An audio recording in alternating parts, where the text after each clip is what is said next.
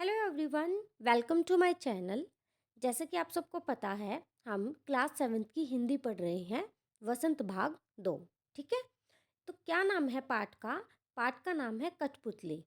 जो ये कठपुतली है, ये हमारे हिंदी साहित्य के काव्य खंड के अंतर्गत आता है। और इसकी विधा क्या है? इसकी विधा है कविता। और ये कविता जो है, ये भवानी प्रसाद मिश्र द्वारा जो है लिखी गई है। इस कविता में जो है, कवि कहता है कि जो कठपुतली है वो क्या चाहती है? स्वतंत्रता चाहती है और वो अपने आप को आज़ाद करवाना चाहती है। इसके बारे में उन्होंने बताया है। शुरू करते हैं। कठपुतली गुस्से से बोली, ये धागे क्यों हैं मेरे पीछे आगे? इन्हें तोड़ दो, मुझे मेरे पाँवों पर छोड़ दो। देखो, मैंने आपको पहले भी बताया था कि जो कविता होती है उसको हमें जो है वो लयबद्ध तरीके से गाना होता है। तो ये जैसे कि इसके लयबद्ध तरीके क्या होते हैं? हमें तुकांत से तुकांत मिलाना होता है। तुकांत से तुकांत मतलब कि देखो, जो ये राइमिंग वर्ड्स हैं, धागे, आगे, दो दो, इस तरीके से जो है हमें दो तुकांत वर्ड्स को मिलाना होता है। ठीक है। हिंदी में हम जो है इनको तुकांत वर्ड बोलते हैं, शब्द बोलते हैं। और इंग्लिश में हम इनको राइमिंग वर्ड्स बोलते हैं। ओके। देखो, तो कठपुतली क्या है, वो कैसे बोली? कठपुतली गुस्से से बोली, ये धागे क्यों हैं मेरे पीछे आगे? इन्हें तोड़ दो, मुझे मेरे पाँव पर छोड़ दो।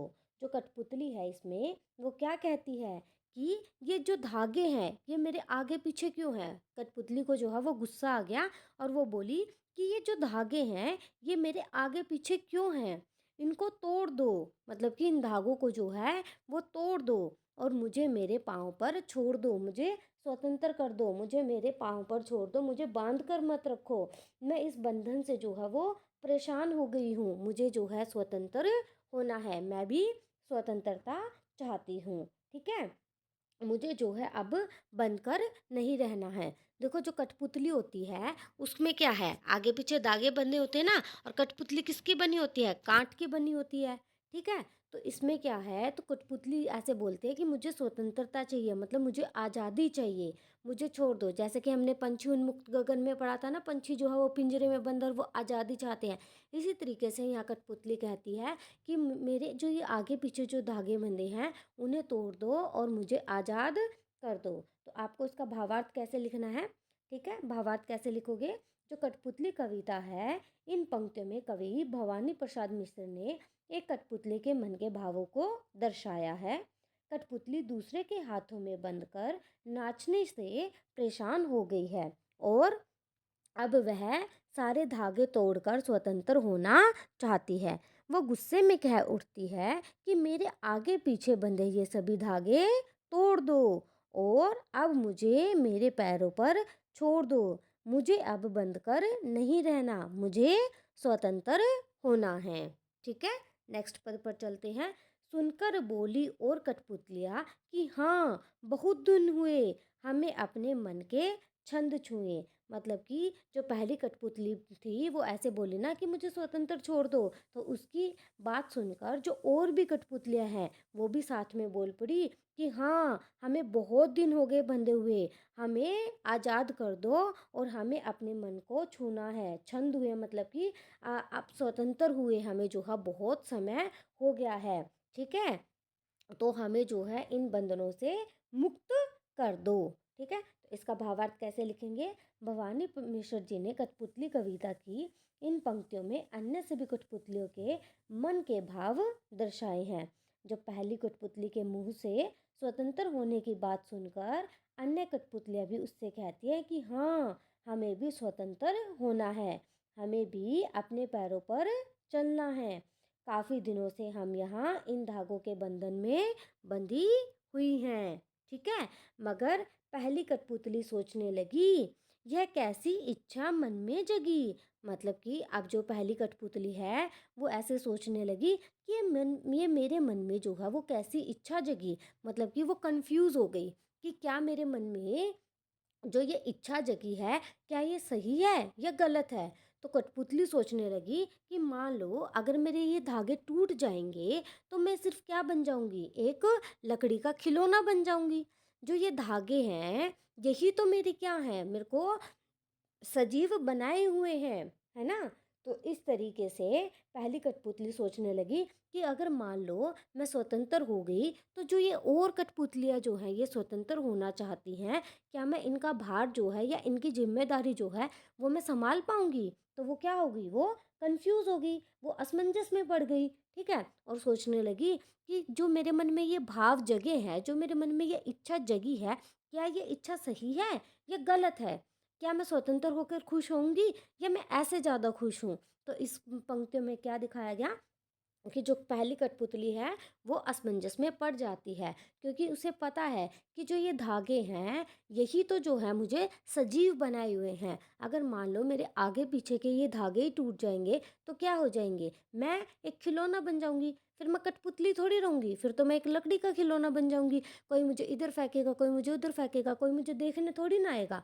तो इस तरीके से जो है कविता के भाव जो हैं वो कैसे लिखेंगे हम। कठपुतली कविता की अंतिम पंक्तियों में कवि भवानी प्रसाद मिश्र ने पहली कठपुतली के मन के असमंजस के भावों को जो है वो दिखाया है।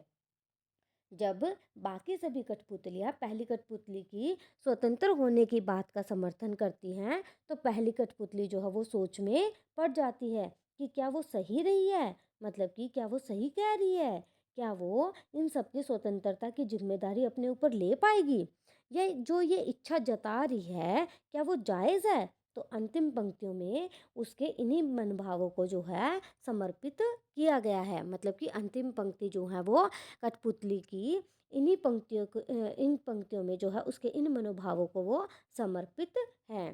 ठीक है, आगे देखते हैं यहाँ पर कविता के बारे में कुछ लाइंस लिखी हैं। ठीक है, देखो इस कविता में जो कठपुतली हैं वो स्वतंत्रता की इच्छा से स्वयं अपनी बात व्यक्त कर रही हैं। उनके समक्ष स्वतंत्रता को साकार बनाने वाली चुनौतियां हैं, मतलब कि वो क्या चाहती हैं, स्वतंत्रता चाहती हैं।